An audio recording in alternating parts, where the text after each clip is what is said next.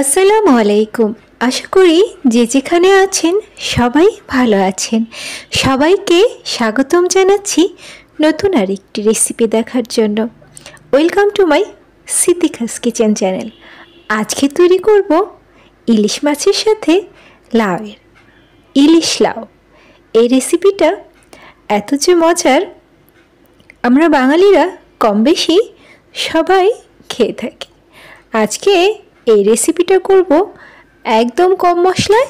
ইলিশ মাছ কম মশলাতেই বেশি মজার হয়। ছোট্ট একটা ইলিশ মাছ নিয়ে নিলাম। এটা এভাবে কেটে নিলে পিসগুলা বেশ বড় দেখাবে। মাছগুলো আমার কাটা হয়ে গেছে।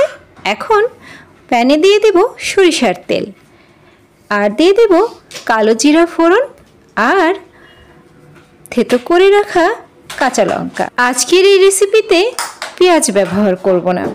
কাঁচা লঙ্কাগুলো আমি তেলে আস্তে জালে ভেজে নেব।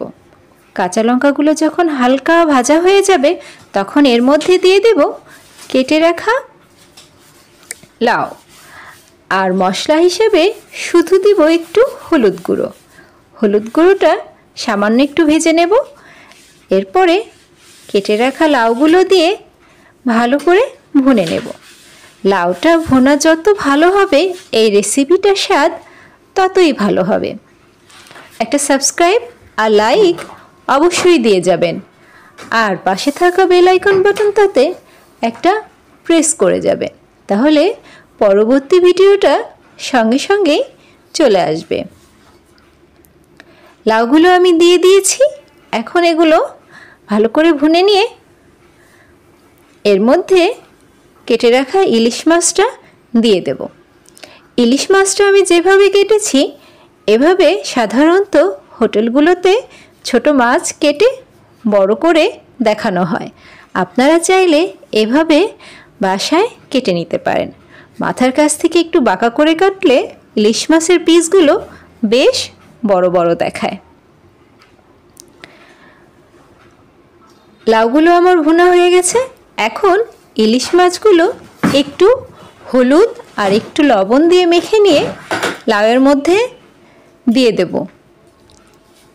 দিয়ে আর একটু উল্টে পাল্টে ভুনে নিতে হবে। আজকের এই ভিডিওটা যদি আপনাদের ভালো লেগে থাকে তাহলে অবশ্যই কমেন্টের মাধ্যমে জানাতে ভুলবেন না।